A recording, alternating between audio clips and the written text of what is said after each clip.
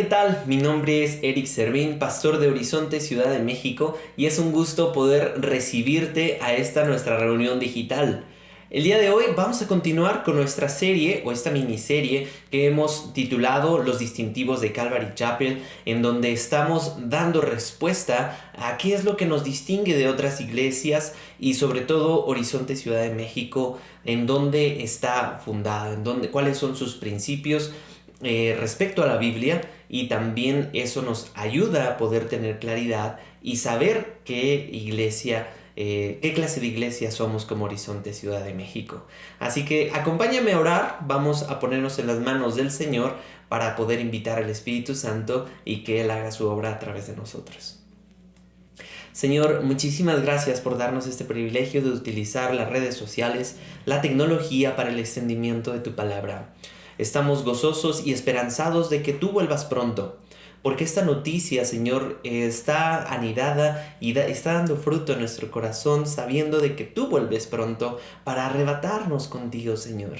Ya se acerca el momento de la redención y nosotros queremos estar preparados y que tu Espíritu Santo pueda fluir a través de nosotros y cumplir tu gran encomienda, la gran comisión, Señor. Así que úsanos y en esta mañana, Señor, danos de tu Espíritu Santo entendimiento, discernimiento, exhortación y ánimo para poder recibir tu palabra y recibir estos dos puntos que queremos dejar muy en claros el día de hoy, Señor.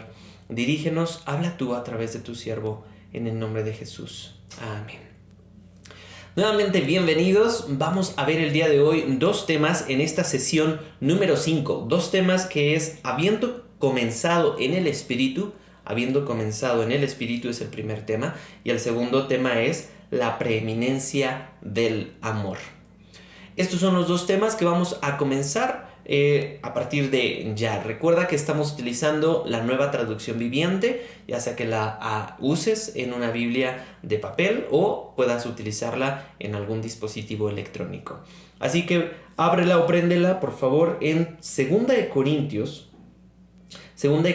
capítulo 3, versículo 4 al 6.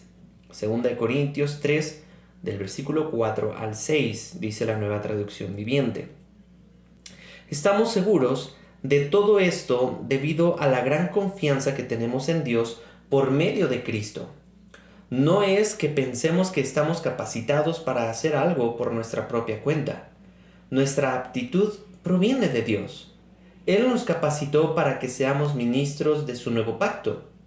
Este no es un pacto de leyes escritas, sino del Espíritu. Esto es importante notar dentro de este tema, habiendo comenzado en el Espíritu, porque nosotros estamos ahora como iglesia, después de la resurrección y después de la ascensión de Jesucristo al cielo, nosotros ahora estamos en esta era de la gracia en donde el Espíritu Santo está haciendo un papel importante en cada uno de nosotros, a través de nosotros y en el mundo. Así que es importante notar cuál es la postura de Calvary Chapel o nuestra postura al respecto. Y cuando examinamos la historia de la iglesia, ¿sí?, y varios de los grandes movimientos de Dios, descubrimos que todos ellos nacieron del Espíritu Santo. Dios, en su voluntad, Él quiere que la extensión de su reino llegue a más personas y la predicación de la palabra pueda ser escuchada a aquellas personas que jamás han abierto su Biblia o que no tienen la oportunidad de ir a una iglesia común o la oportunidad de tener internet, o que no están cegados literalmente por el príncipe de este mundo que es Satanás. El propósito de Dios es de que su gloria se despliegue en toda la tierra y que su reino de luz pueda ser dado a conocer a través de siervos como cada uno de nosotros. Sin embargo, tales movimientos de Dios históricamente parecen alejarse de este nacimiento del Espíritu, buscando ser perfeccionados en la carne. Esto quiero mencionarlo como pueden tener un buen inicio, pero lo importante es cómo terminan. Según las gráficas y según unas investigaciones, el doctor Miguel Núñez, en el libro de Siervos para su Gloria y también el de Integridad y Sabiduría, dice que 2 de cada 10 siervos terminan bien su carrera en el ministerio, su carrera como cristianos. 2 de cada 10 es una cifra alarmante, porque muchas personas pueden llegar a los pies de Cristo, pueden servir incluso en el ministerio, pero solo 2 de cada 10 van a terminar bien. Aquí es una pregunta con la que quiero retarte y desafiarte en esta mañana.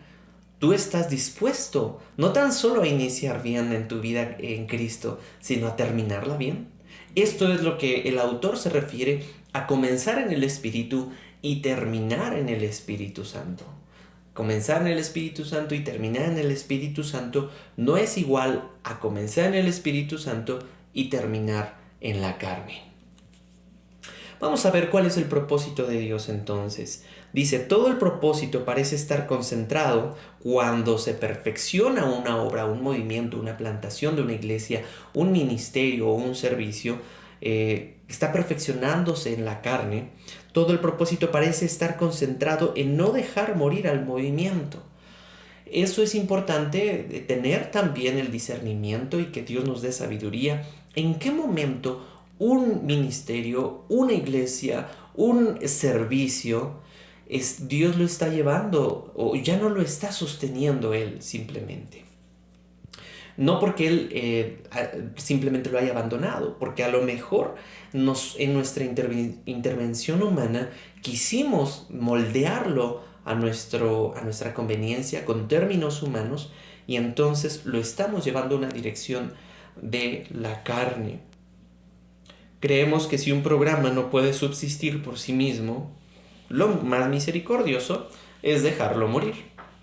En ese sentido, pues no diríamos los chavos, no nos agüitamos si se inició un ministerio súper emprendedor, padrísimo, con todas las ganas y en esta temporada pues hay que cerrarlo porque pues, no está teniendo un fruto, no está teniendo un reabastecimiento y no está sobreviviendo, él no es autónomo y entonces está muriendo y es drenante poder ayudar a subsistir algo que se está muriendo. Lo más misericordioso sería pues dejémoslo en la paz, ¿sí? No hay agüite si lo dejamos morir, ese servicio, ese ministerio en el que sea, sino que lo más importante aquí es la actitud y la dependencia al mover del Espíritu Santo.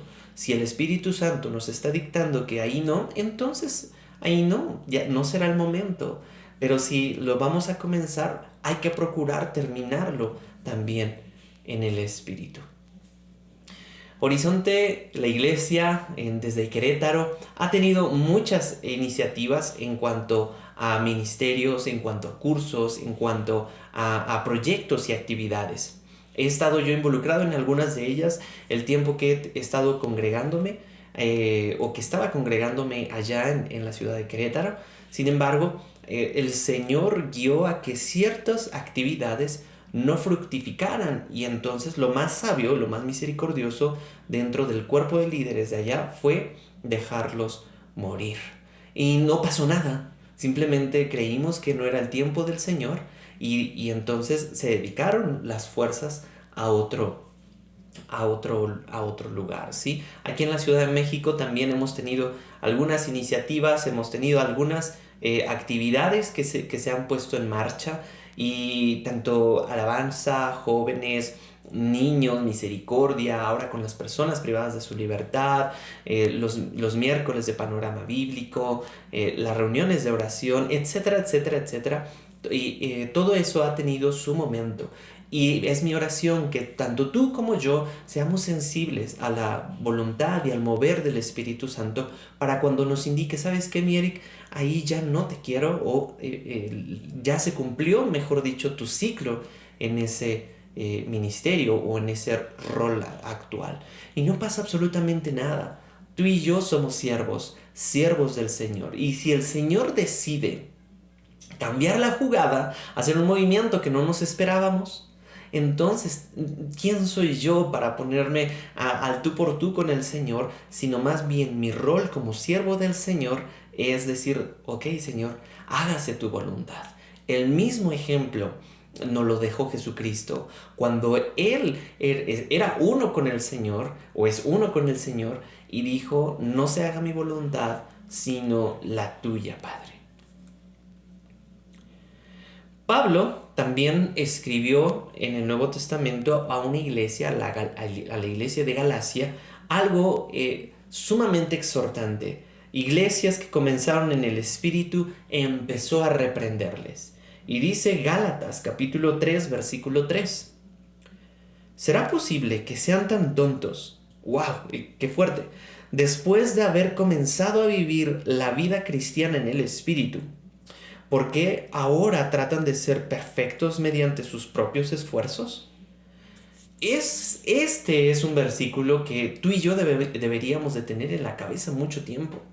Sí, porque ¿será posible que seamos tan tontos, tan necios, dirían otras versiones, que después de que hayamos comenzado en el Espíritu, todavía estemos aferrados a perfeccionar tal obra mediante nuestros propios esfuerzos? Es una necedad. Y Pablo, inspirado por el Espíritu Santo, nos pone como, no sean tontos, no seamos tontos.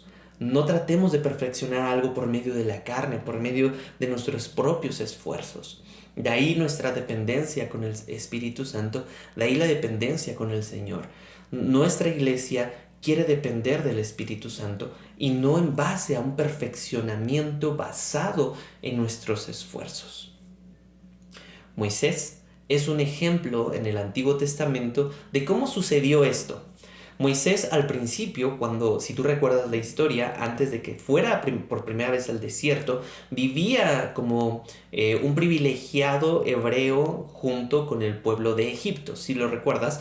Entonces llegó un momento en el que él se dio cuenta de que es uno de sus patriotas, sus compatriotas de su pueblo hebreo, fue azotado brutalmente, y entonces lo que hizo fue asesinar al egipcio que cometió tal acto.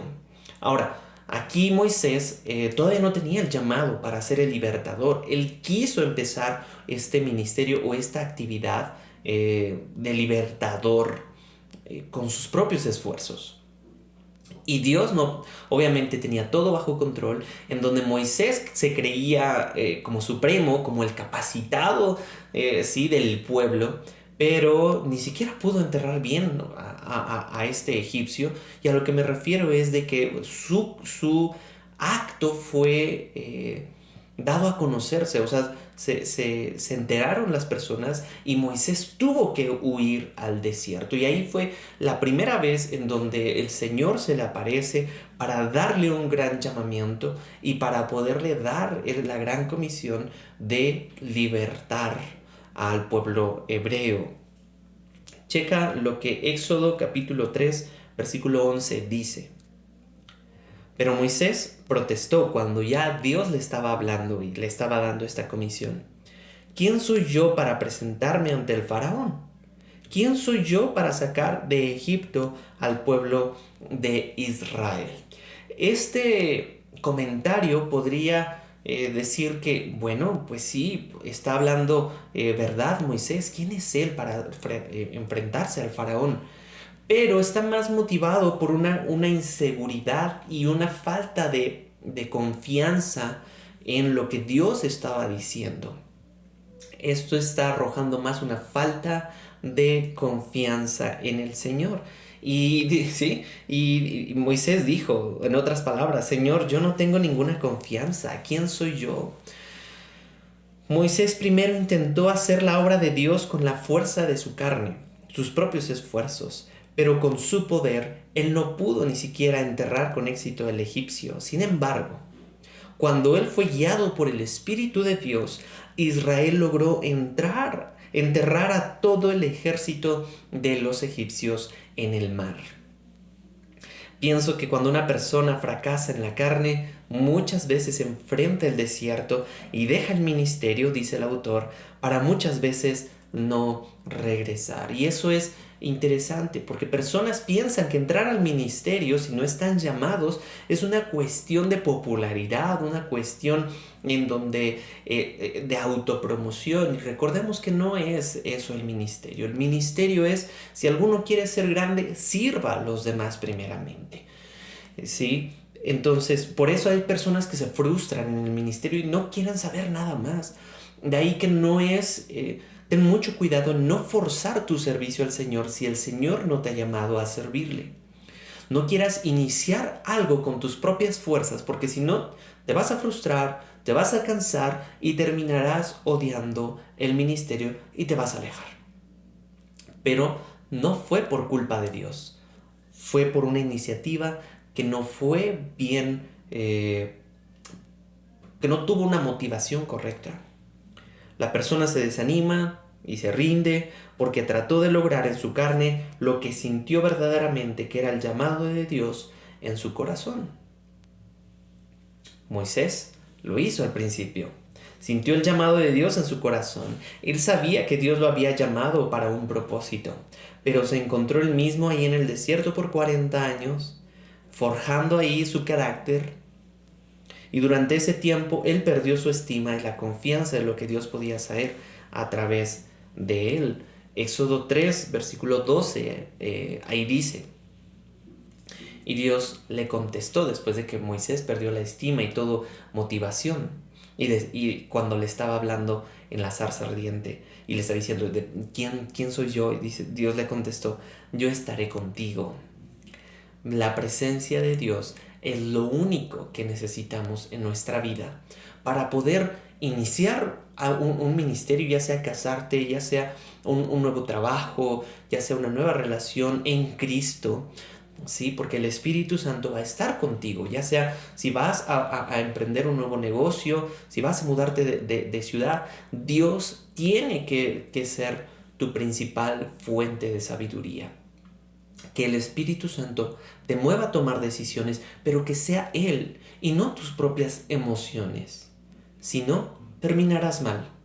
Terminarás fracasando, terminarás desilusionado, desilusionada, terminarás desanimada, desanimado, y entonces culparás a alguien y a veces terminaremos culpando a Dios por las cosas que no nos funcionaron. Pero ¿en qué momento nos detuvimos, hicimos una pausa y acudimos a Dios para pedirle sabiduría y que Él nos indicara qué es lo que teníamos que hacer o emprender, o cuándo era el momento de Dios? Si terminas en la carne, es muy probable que si inicias en la carne, es muy probable que termines en la carne. Iniciemos en el Espíritu, iniciemos bien, pero también terminemos bien. Yo creo en una voluntad, dice el pastor Chuck, en una voluntad directa. Cuando el Señor dice, ¿sabes qué? Haz esto, inicia esto en este momento. ¿Sí? La voluntad directa de Dios cuando el siervo obedece, y en una voluntad permisiva de Dios. Cuando no es el plan A original del Señor y entonces el siervo dice, bueno, yo creo que puedo ayudarte, yo creo que podrías mandarme a alguien más, yo creo que no soy el adecuado, entonces no sé hablar, no sé... Esas mismas excusas puso Moisés y dentro de ese excusas Dios en su voluntad permitió que lo acompañara su hermano Aarón, porque ahí andaba de nena, ahí andaba de nena el Moisés diciendo, no, pues no sé hablar, manda a otro. Y el Señor le dijo, yo quiero que tú vayas. O sea, mi voluntad se va a hacer, pero en plan B. Y déjame decirlo así, qué desperdicio o qué chafa, qué triste es de que cuando Dios te diga algo y tú dices, Nel, o mejor manda a alguien más, no, entonces suceda el plan B y tú ya no seas utilizado por el Señor, y entonces el Señor tenga que utilizar otros medios, otros vasos para su gloria y su honra. Yo quiero ser de esos obedientes, que cuando el Señor diga, rana, yo salto, ¿sí? Cuando el Señor me diga, vas, pues yo voy. Cuando el Señor me diga, habla, yo quiero hablar. Espero que eso también sea contigo y no caigas en esta condición que Moisés tuvo. Otro caso en donde en el Antiguo Testamento la voluntad de Dios inició con el Espíritu Santo fue con Gedeón. Gedeón estaba ahí simplemente en su tribu, sí, trillando grano, y entonces el Señor se manifiesta y le dijo a Gedeón, el ángel del Señor le dijo a Gedeón en Jueces capítulo 6, versículo 13. Pero Señor, bueno, ya el Señor versículos antes le había dicho, ¿sabes qué? Gedeón, yo te he escogido para que liberes al pueblo porque están llegando los madianitas, están llegando todos este pueblo y están saqueando las cosechas. Entonces el Señor le da esa encomienda a Gedeón, ahora este otro hombre, ¿sí? En donde Gedeón contesta, ¿cómo podré yo rescatar a Israel? Mi clan es el más débil de toda la tribu de Manasés y yo soy el menor de menor importancia en mi familia. Aquí de cierta manera Gedeón está poniendo una excusa, pero está diciendo, yo te creo, Señor. Provengo de este lugar, este es mi origen, pero hágase tu voluntad. Gedeón no dijo, envía a alguien más. Gedeón obedeció. Sí dijo, este es mi origen, pero tu origen no determina tu destino. Quien determina tu destino es el Señor. No importa en dónde hayas nacido, no importa en dónde hayas estudiado, no importa cómo te veas, cuál sea tu apariencia o qué es lo que estés haciendo el día de hoy. El punto en el donde estés no determina en dónde vas a parar. El Señor es quien determina el rumbo y el destino de nuestras vidas. ¿Sí? Él pensó que estaba descalificado, pero en realidad se estaba calificando porque él era la clase de persona que Dios estaba buscando, que estaba reconociendo su verdadera condición. Soy débil, soy frágil, no tengo nada bueno en mí. Y Dios desea usar a una persona que sepa que no tiene capacidad o habilidad para rescatar a una nación. Si Dios te dijera esas mismas palabras a ti que Él se las dijo a Gedeón, ¿cómo responderías? ¿Cuál sería tu respuesta? Vas a rescatar toda la zona metropolitana, todo México, toda una nación. ¿Cuáles serían esas palabras? ¿De excusa o con un corazón de sencillez? Reconociendo tus incapacidades para que la gracia de Dios actúe en medio de tus flaquezas, de tus debilidades. ¿Sí? Ok, entonces, no tiene capacidad o habilidad para rescatar una nación y a una persona que tenía que confiar en el Señor en cualquier cosa que tuviera que hacer hecha. ¿Sí? Después de que Gedeón Dios le da su favor a través de los madianitas, entonces tienen esa victoria, pero no con todo el ejército, sino que el Señor había dicho, yo te voy a dar la victoria con tan solo 300 hombres, tan solo 300 hombres. Y el pueblo enloqueció de fiesta y le dijo en Jueces capítulo 8 versículo 22 lo siguiente al Gedeón. Jueces 8:22. Entonces los israelitas dijeron a Gedeón, gobiérnanos, tú y tu hijo y tu nieto serán nuestros gobernantes, porque nos has rescatado de Madián. Es muy fácil poner a una persona en un pedestal. Es muy fácil poner a un ídolo en lugar del Señor. Y Gedeón, inspirado por el Espíritu de Dios, contesta en el versículo 23. Pero Gedeón respondió, checa esto. Yo no los gobernaré, ni tampoco mis hijos. ¿Qué? El Señor los gobernará. ¡Wow! ¡Qué lección! ¡Qué humildad! ¡Cuánto dominio por sobre la fama! Por el reconocimiento, la popularidad. Y dijo, renuncio a todo eso porque el Señor es quien nos está gobernando. Le estaba dando el crédito al Señor. Así que Calvary Chapel no es la primera vez que utiliza personas que han sido rechazadas por la sociedad, ¿sí? Y que ha hecho cosas maravillosas. Y es interesante y da tristeza que una vez que Dios comienza a usarnos, nosotros empezamos a buscar las razones por las cuales Dios nos usaría, ¿sí? Tratamos de ser perfeccionados en la carne. Y 1 Corintios capítulo 1, 26 En la traducción al lenguaje actual, me gusta cómo lo dice. 1 Corintios 1:26 en la TLA dice: recuerden lo que ustedes eran cuando Dios los eligió. Según la gente, muy pocos de ustedes eran sabios y muy pocos de ustedes ocupaban puestos de poder o pertenecían a familias importantes. ¿Quién de nosotros pertenece a esa clase de personas? Nuestra iglesia, habrán pocos, pero definitivamente el Señor es quien usa a aquellos que tienen en su corazón esa actitud de humildad, diciendo: Señor, no tengo nada bueno, si tú me usas es por tu pura gracia. Checa lo que continúa diciéndonos Pablo en 1 Corintios 1:27 y 28, también en la TLA.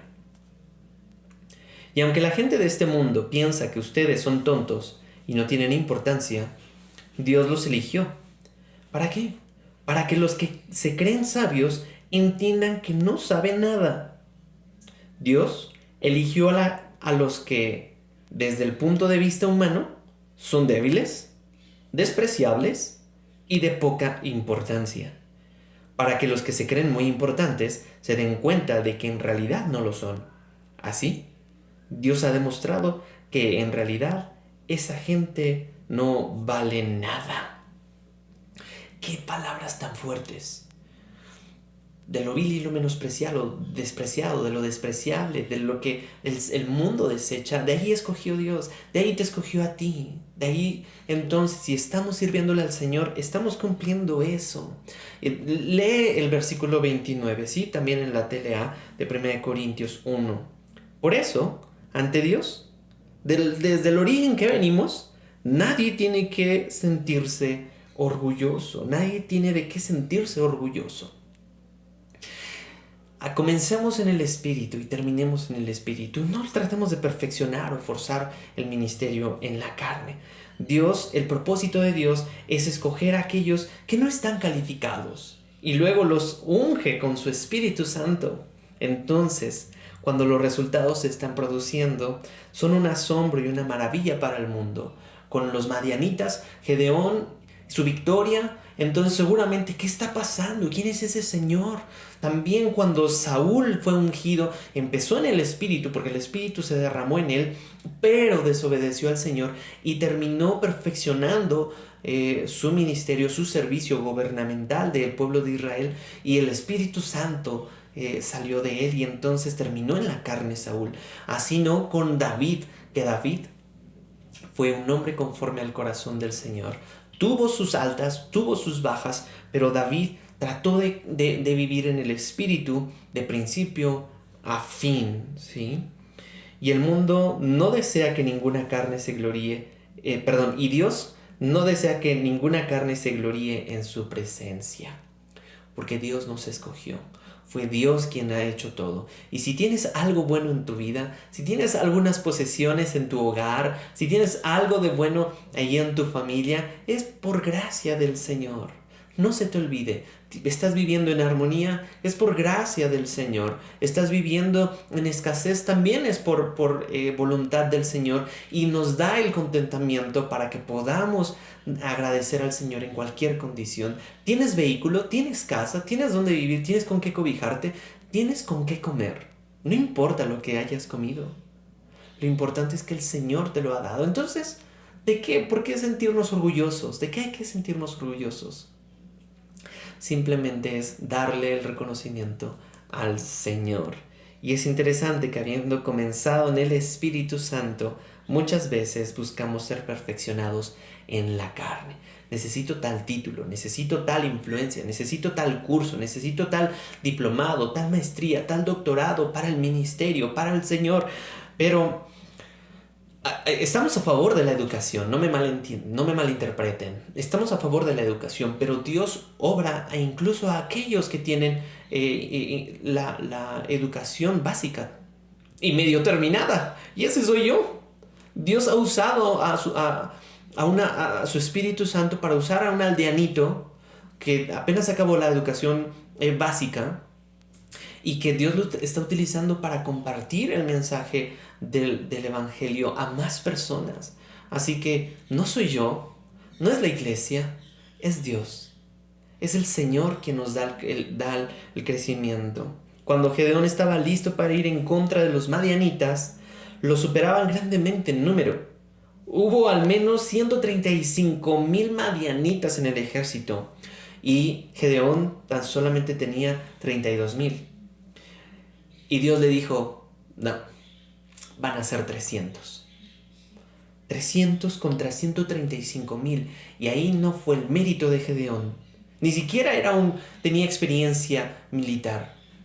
Fue Dios obrando a través de este aldeanito que trillaba el grano para que Dios se llevara toda la gloria. Jueces 7:2, regresando. Entonces el Señor le dijo a Gedeón, tienes demasiados guerreros contigo. Si dejo que todos ustedes peleen contra los madianitas, los israelitas se jactarán ante mí de que se salvaron con su propia fuerza. ¿Sí? Entonces, si el Señor nos ha llamado a prepararnos ya después del llamado, pero seguramente Dios te puede usar a pesar del conocimiento que tengas. Recuerda que el conocimiento no significa meramente unción, sino la unción la da el Espíritu Santo a quien esté dispuesto en el corazón, a quien sea fiel, dispuesto, enseñable, a que el Espíritu Santo lo gobierne. ¿Sí? La verdadera educación no proviene de la sabiduría del mundo, sino de la guía y la sabiduría que proviene del Espíritu Santo. Y voy perfilándome a terminar este primer punto.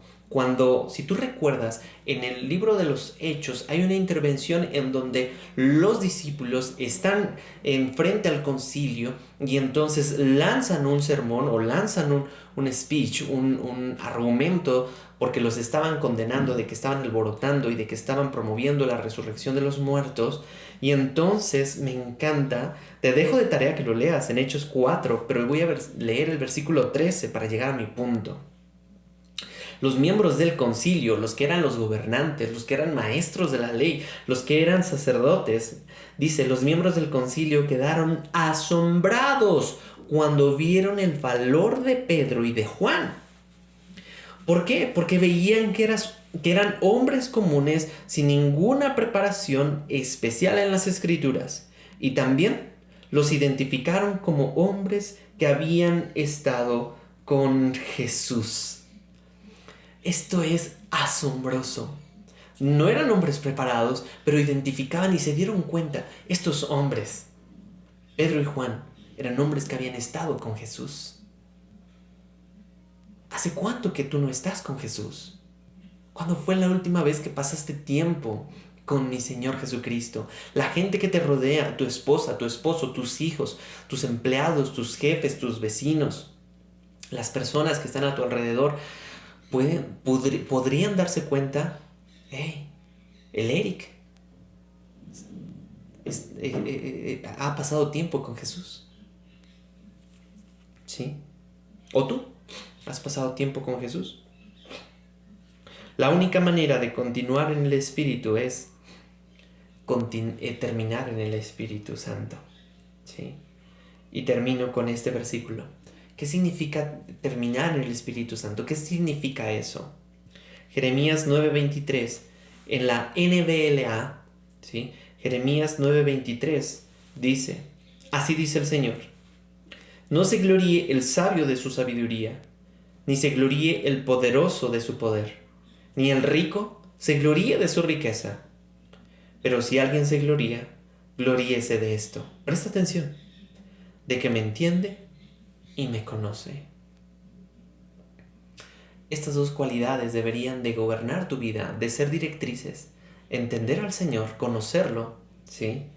De entenderlo y conocerlo. Me encanta cómo el Señor dice, no te gloríes en cuanto tienes, en las cosas materiales, ni en tu conocimiento, ni en tus habilidades o talento.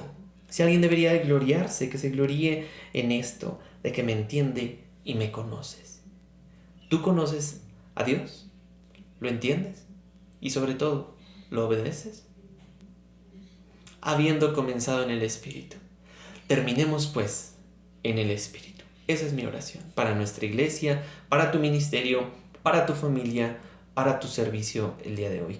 Voy a terminar ese punto habiendo comenzado con el espíritu. Así que tómate un momento para relajarte, mover los hombros, respirar, para poder continuar con el segundo punto en esta mañana.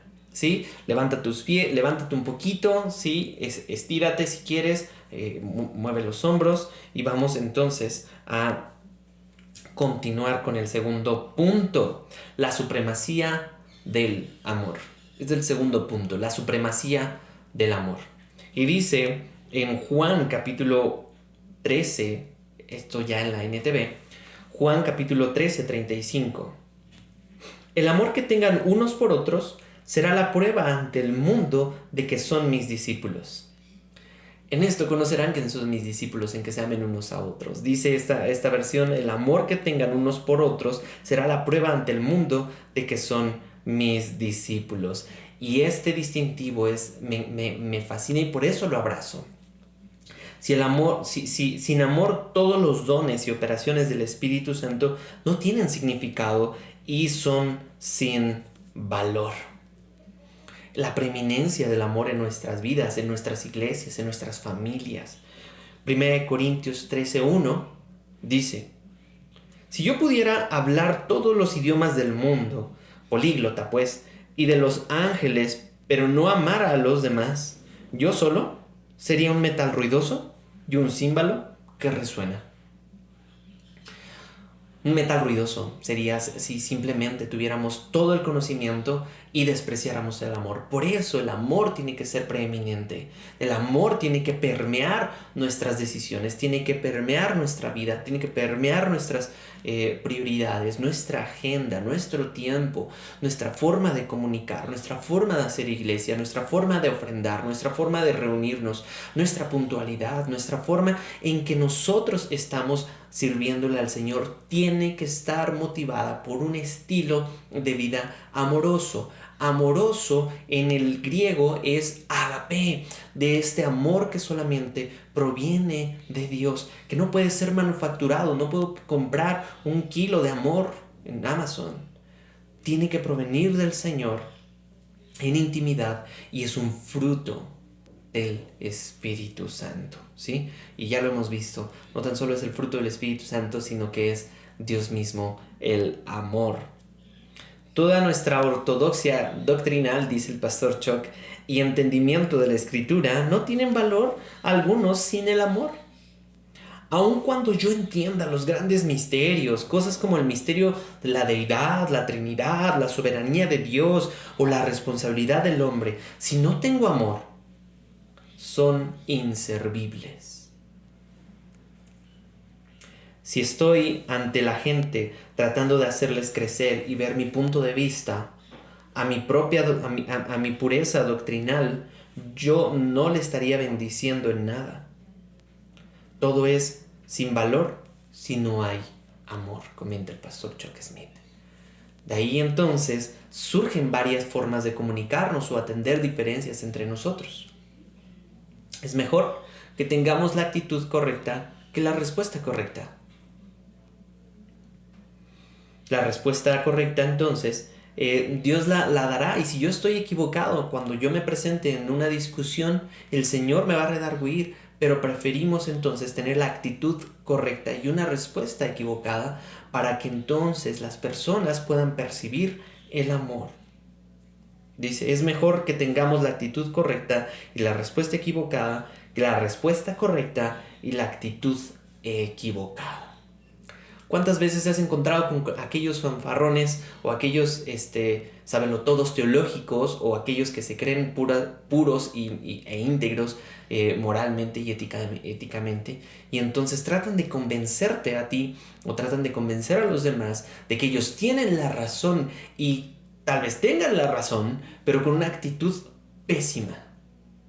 Pero ¿te ha pasado también que han llegado otras personas con un corazón tan amoroso, con un corazón tan empático contigo y te dice, mira, no sé, no te preocupes, no tengo tal vez la respuesta adecuada, pero te sientes amado, te sientes protegido, y entonces el fruto del amor surge en ese tipo de comentarios? Estamos dispuestos mejor a tener una actitud correcta que una respuesta correcta. Porque una respuesta correcta Dios la transforma, y una actitud incorrecta tarda una vida, tarda mucho tiempo para cambiarse. Así que mantengámonos con la base que es el amor. Juan capítulo 13, 14 dice: así que ahora les doy un nuevo mandamiento. Está hablando el Señor a sus discípulos. Ámense unos a otros, tal como yo los he amado. Ustedes deben amarse unos a otros. Este es el mandamiento, ámense unos a otros. Y si tienes más dudas, puedes revisar qué características tiene esta clase de amor en 1 Corintios capítulo 13, en donde menciona sus cualidades, sus especificaciones de este amor ágape. Y eso es lo que el Señor quiere de nosotros el día de hoy, amarnos unos a otros. Checa lo que Juan 14, ahí un poquito más adelante, Juan 14, 21, también el Señor nos dice: los que aceptan mis mandamientos y los obedecen son los que me aman. Aceptar y obedecer es una muestra de que estamos amando a Jesucristo. Y porque me aman a mí, mi Padre los amará a ellos, y yo los amaré y me daré a conocer a cada uno de ellos. El amor, sobre todo. El amor es lo que nosotros necesitamos corresponderle al Señor en obediencia. Luego en Primera de Juan, más adelante, en Primera de Juan 4:20, si alguien dice: amo a Dios, pero odia a un hermano en Cristo, me encanta. Esa persona es mentirosa. Esa persona es mentirosa. Pues, si no amamos a quienes podemos ver, ¿cómo vamos a amar a Dios a quien no podemos ver? No podemos decir que amamos a Dios y aborrecemos a la iglesia. No podemos decir que amo a Dios y que odio a mi hermano o a mi hermana. Eso es, entonces Dios nos está poniendo aquí como que somos mentirosos. ¿Cómo podemos amar a alguien que no vemos y aborrecer a alguien que sí vemos? Y lo mismo, ¿cómo podemos decirle a alguien que te amo a ti, pero desprecio a tu esposo o a tu esposa? Imagínense esto. Que alguien viniera y me dijeran: oye, Eric, ¿sabes qué? Me caes re bien, eres mi amigo, somos bien compas, somos como uña y carne, o uña y mugre, y yo soy la mugre, tal vez. Pero me cae mal tu esposa. Te voy a decir: lo siento. ¿Cómo puedes decir eso?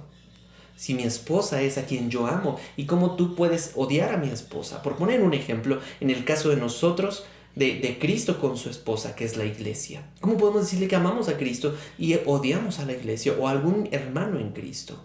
Ponte a cuentas con el Señor si eso está pasando en tu corazón hoy. ¿Sí?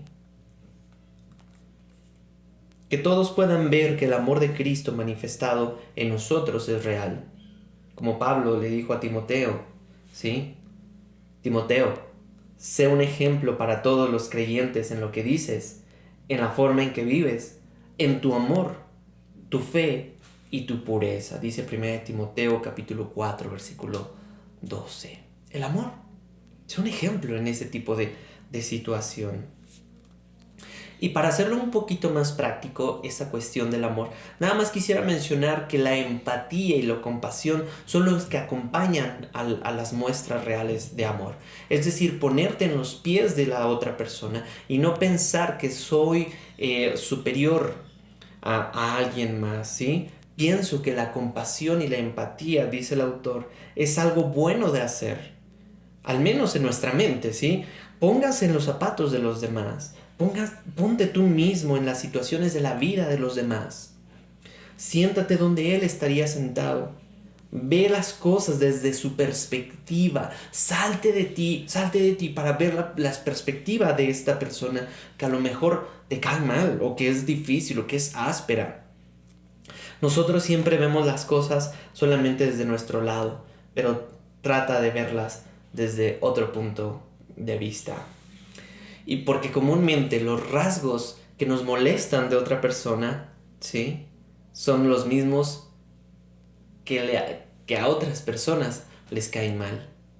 Esos rasgos que nos molestan acerca de nosotros son los mismos que aborrecemos de los demás. Diremos en casa, lo que te choca, te checa, ¿o no? Los hemos tolerado y han vivido en nosotros, pero cuando los vemos en los demás, no podemos soportarlos. Nos irritan y nos molestan. Y el entendimiento es un componente importante en la compasión. Para terminar este punto, después de haber mencionado que la empatía emocional, circunstancial, educativa, influencias formativas en las otras personas es importante para mostrar amor, porque, ¿sí?, no puedes ministrar, servir o liderar a alguien de verdad si no sientes compasión por sus almas. Tenemos un ejemplo de Jesucristo. Él tuvo compasión de las multitudes y en amor siempre les sirvió. Así que cuidado, líder, ministro, diácono, diaconisa, congregante, miembro de esta iglesia. Si tú no estás dispuesto a servir, a tener compasión y a amar o ser empático con las otras personas, entonces aún no estás listo. No estás listo todavía para poder servirle eficazmente a la iglesia del Señor. Hay que lavarnos y purificarnos para que podamos servirles de una forma más amorosa y no de una forma egoísta. Mateo 9:36 dice: cuando vio a las multitudes, Jesucristo, les tuvo compasión, porque estaban confundidas y desamparadas, como ovejas sin pastor. A sus discípulos les dijo: la cosecha es grande, muchachos, pero los obreros son pocos, ¿sí? Así que oren al Señor que está a cargo de la cosecha. Pídanle que envíe más obreros a sus campos, y obreros amorosos, obreros compasivos, obreros misericordiosos. ¿Por qué? Porque el Señor nos dice: en esto conocerán que son mis discípulos, en que se amen unos a otros. De esta manera, el que el amor pueda ser evidente en nosotros, podemos decir que seguimos a Jesucristo y hemos abrazado esto. Porque Juan 15:8, cuando producen mucho fruto, demuestran que son mis verdaderos discípulos, y eso le da mucha gloria al Padre. El fruto que queremos evidenciar es el amor, la preeminencia del amor por sobre otras cosas. Así que muchas gracias por haber estado con nosotros. Quiero nada más dar un pequeño resumen de los dos puntos que vimos. El primer punto fue orientado a estar, si comenzamos en el Espíritu, terminemos en el Espíritu del Señor. No forcemos las cosas a que se hagan a nuestro propio esfuerzo. Y el segundo punto que vimos, el de hoy, es la preeminencia del amor. Un estilo de vida que esté caracterizado por llevar mucho fruto, porque este fruto, el amor de Dios, le da mucha gloria al Padre. Ojalá pueda ser confrontado, animado, ¿sí?, con estas palabras, porque de verdad hay mucha obra, hay mucha mies, hay muchas cosas que hacer en esta gran ciudad, pero sabemos que nuestra gran ciudad, la Ciudad de México y la zona metropolitana, necesitan de un gran Dios. La pregunta aquí es: ¿estás dispuesto a conocerle y a entenderle y a obedecerle? ¿Estás dispuesto a que el Espíritu Santo fluya a través de ti por amor a las demás personas y para el extendimiento de su gloria? Si es así, vamos a cerrar nuestros ojos. Señor, gracias porque nos has amado. Tu amor transforma nuestra conducta, nuestras decisiones, nuestros pensamientos y nuestras emociones. Tu amor, Señor, le da una directriz a nuestro ministerio. Tu amor, Señor, es lo que queremos abrazar en nuestra iglesia. Y también, si esta iglesia, Horizonte Ciudad de México, ha sido plantada en el Espíritu Santo, ayúdanos a perseverar y a terminar en tu Espíritu Santo. Líbranos de tratar de perfeccionarla en base a nuestros esfuerzos, porque no se trata de poder, no se trata de espada, no se trata de ejército, sino con el poder de tu Espíritu Santo. Manténnos ahí. En el nombre de Jesús. Amén y amén. Muchas gracias por haber estado con nosotros. Fue un gusto haber pasado tiempo contigo, con tu familia. Esperamos que este mensaje haya sido de bendición, de esperanza y sobre todo de amor a ti y a los tuyos, para que sepas qué nos distingue de otras iglesias. Así que si te gustó, por favor, suscríbete a nuestro canal, compártenos, danos like y esperamos vernos pronto en medio de toda esta gran pausa mundial de la pandemia. Que Dios te fortalezca, que Dios te llene, que Dios te sane, que Dios esté contigo. Hasta luego, nos vemos la próxima semana. Muchísimas gracias.